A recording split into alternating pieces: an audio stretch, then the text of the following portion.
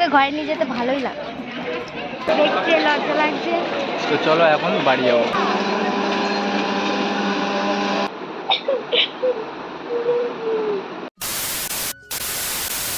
Hello guys, welcome back to my another blog. তো আজকে যাচ্ছি আমি আমার শ্বশুর বাড়িতে অনেক দিন পর। কেমন লাগছে তোমার? ভালো। বউকে ঘরে নিয়ে যেতে ভালোই লাগে। আমার বাবা মা ছেড়ে যাচ্ছে, আমার কত কষ্ট হচ্ছে। তো এখন আমরা স্টেশনে আছি, ঘর থেকে ব্লগটা শুরু করিনি কারণ গুছিয়ে আনতে আনতেই তো ব্লগের 12টা বেজে। তো এখন স্টেশনে আছি। কখন ট্রেন আসবে গো? আর 2 মিনিট বাদে। বলছে আর 2 মিনিট বাদে, কিন্তু আমরা বসে আছি প্রায় আধ ঘন্টা হয়ে গেল। কত রোদ উঠেছে, গরম লাগছে। তো চলো ট্রেনটা আসুক, একবার ট্রেনে উঠে।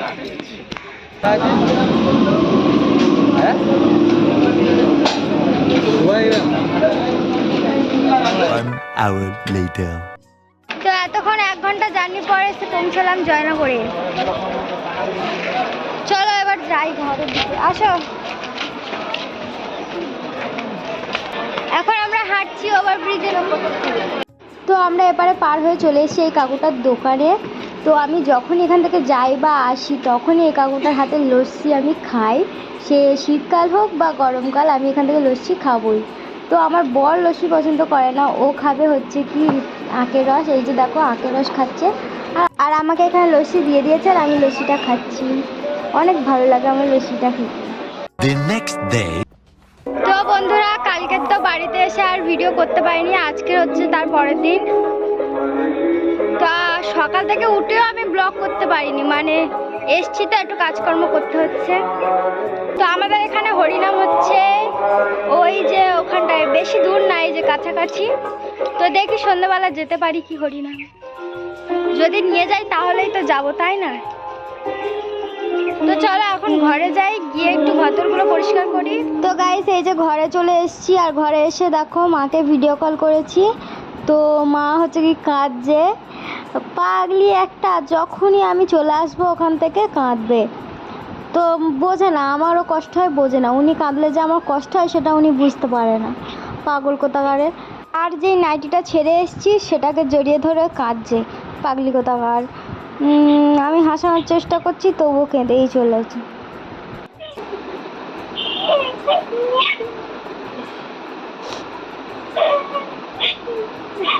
চুপ করো, কেঁদো না বলছি তো, আবার যায়। চুপ করো। মায়ের ফোনটা কেটে দিয়ে আর আমি এখানে ট্রাইপডে ফোনটা সেট করছিলাম। তারপর ফোনে কভারটা খুলে দেখি 100 টাকা।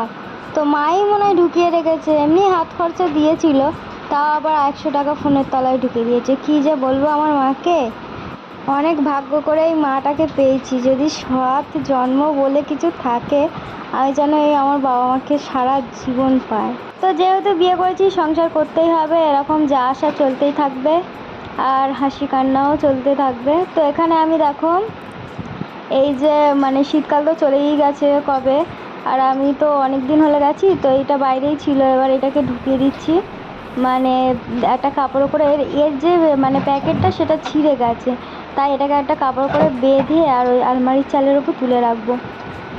তো এখানে আমি কাপড় খুঁজছিলাম, মানে বাদ কাপড় কোনো পাইনি, তাই আলমারি থেকে একটা ভালো কাপড়ই বের করে, মানে ভালো না, মানে নর্মাল বের করে আর এটাকে বেঁধে নিলাম। নিয়ে এবারে হচ্ছে কি আলমারির চালের উপর তুলে রাখবো। এখানে আমার ননদও চলে এসেছে আমাকে হেল্প করার জন্য। বলেছিলাম যে ওকে একটু বালতিটা পেরে দিতে। তো বালতিটা অনেকটা ছোট, আমি স্নান করে বলে বের করেছিলাম, তারপর আর কাজে লাগলো না, ওই জন্য দাদা আবার বালতিটাকে তুলে দিল। তো এখানে এবারে আমরা সোফাটা বের করব, কারণ কি সোফাটা ভেঙে গেছে।